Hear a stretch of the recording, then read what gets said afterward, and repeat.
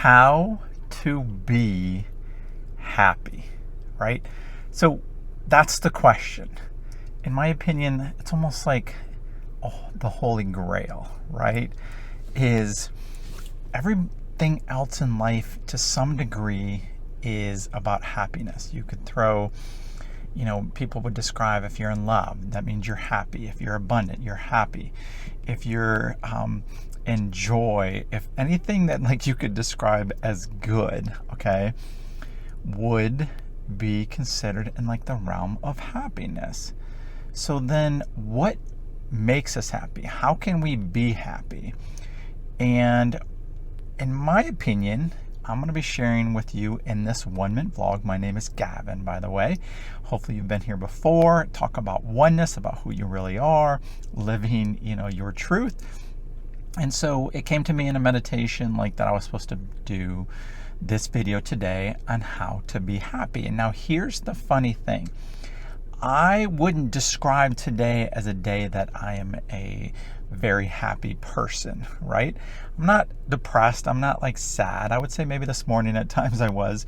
I'd say right now on a scale of like 1 to 10 of happiness, I'm at about a 5 or 6, kind of like just in between, not, and yet that's part of the reason why I feel like I'm supposed to be doing this video, is that so many times when you talk about happiness or how to, achieve happiness, people are in this like great spot. And I could tell and had resistance today of like, I want you to discuss happiness on a day that you're not necessarily happy. And that's a big part of what I want to go through and the reasoning. So I feel like from what I've learned on this journey, there's 2 kinds of happiness. I would call the first one false happiness and the second one real happiness. So let's just start with, false happiness. If you've noticed, I'm doing this video in my car, right? That's unusual. Usually I'm at my house. Yet I've been doing a lot less videos lately because I've been working a lot more. And so I've used that as the excuse of like, okay, I don't have time to do the video.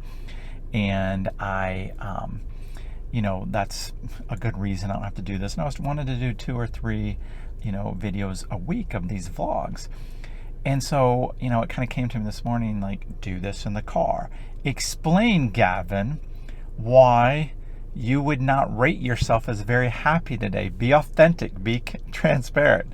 So here we go. In discussing what I would call false happiness, I am usually I feel like most people would relate with this, is I'm in a state of what I would consider happiness when I'm getting the results I want, when I'm having things go the way I want. I got somewhere on time, happy. I got, in my job, I got a sale. I got to see friends this past weekend, right? And, if something is happening in my environment that I really, wanted to see happen, then I'm happy, right? And today I had to drive pretty far away. I got caught in traffic. It took me almost an hour, 45 minutes to get where I was supposed to go. That challenged my happiness. I then have like 5 hours in between appointments and it's too far to drive back home. That challenged my false happiness, right? Last night, our dog was scratching under our bed, and it, I looked under the bed and saw the carpeting come up, and then saw there was like a hole in the carpeting. Like, awesome! Like, now we have to change our carpeting, and like, I could go on and on with recent stories, but look at what's in your life. Did somebody cut you off in traffic? Did something at work go well and then you felt happy? And if the traffic wasn't the way you wanted, then were you unhappy? False happiness is conditional. It's needing something to go a certain way that you think it should go. So when I think something should go a certain way, that I have a preference, I have a want, I have a need, then I naturally feel happy. And quite frankly, that's what this world teaches you, is that you have to almost everything we strive for, almost all our motivations, almost everything we do is to get that sense of happiness, of that peace, that joy, that abundance, of like that payoff of like we got what we wanted. That's happiness. And one of my big things I'm learning, and what I know is part of like my teachings and the OneMent, is that if we are seeking happiness through a certainty happening, something needing to happen, like very specific, it doesn't matter. We are going to 95% of the time be unhappy, because very often will it not go the way we wanted it to go. And even if it does go that way, it's never to the degree. And even when it is to the degree, let's say we make the amount of money, we hit the goal, we get the grade, we get the money, we get the job, we get the car, we get the house, we get the relationship, there's always something within that we would want to change about it, that we would want to improve, that we would want to be better about it. And there's always on to the next thing, the next level, the next goal, right? And therefore, we're chasing like this endless idol that will never be enough, right? And, I look back on my life, I mean, that's been me. That's most people. Like, we don't really look at who we are. We don't really look at why we're doing this, what our real goal is, how we really want to feel. And so we just chase something out there. And then we wonder, like, what's going on? What's missing? And the false happiness is exactly that. And we're always going to miss the mark on happiness. Most of the time. Yes, sometimes things go the way we want. Wonderful, woohoo, right? That's cool. But a lot of the times, too often, more often than not, it can just fall short, not be what we were looking for whatsoever. And then we're unhappy. And that is a huge problem. So let's look at how to really be happy. And it gets tough. This isn't what people want to hear. Like the world, like the ego wants you to think, oh, once this happens, then you're good. Once this happens, you'll have purpose or meaning or fulfillment. And it's a complete lie. It is a lie, right? So real happiness has absolutely nothing to do with what's happening out there. I'm in a parking lot right now, and there's cars going by, and look at, there's like a fair set up over here, and I'm outside a mall about to go into a Barnes and Noble, and everybody's, living their life, and there's no judgment.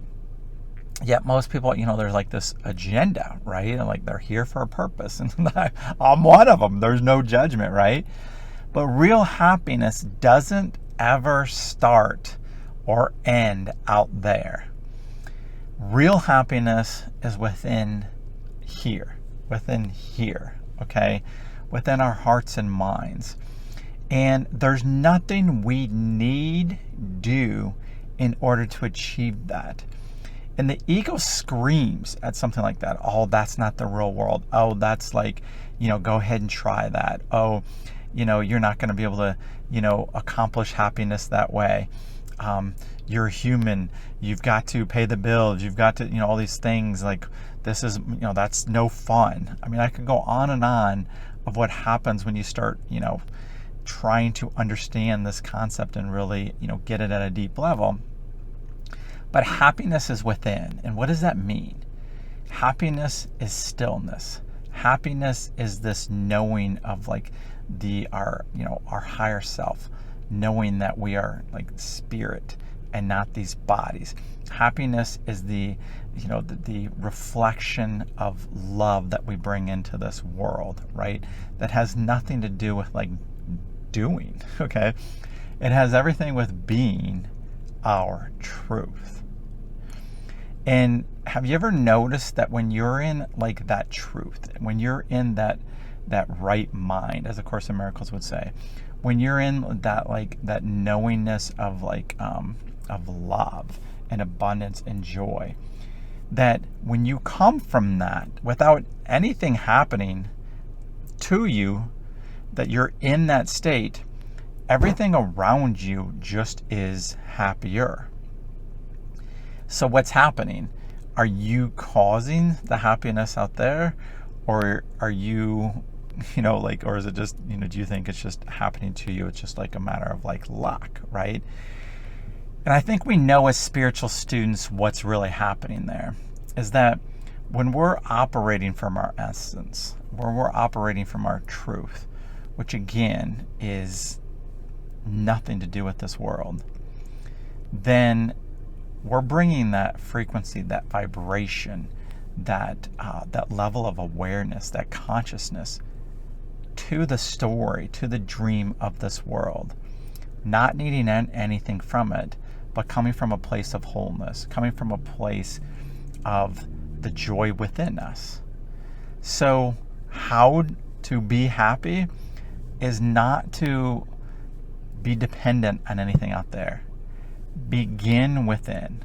Begin with the stillness. What does that look like? Meditation is a great thing. Music is a great thing. The awareness of how you're feeling. Like looking, hey, where am I on the scale from 1 to 10? I'm at a 2. I'm obviously judging the world. I'm a 5 right now. I'm obviously participating in the illusion. And when I have that awareness, I can shift then. I can, remember the concepts of who I really am. I can read something. I can like meditate. I can go within. I can be the stillness. I can pray. I can ask for guidance.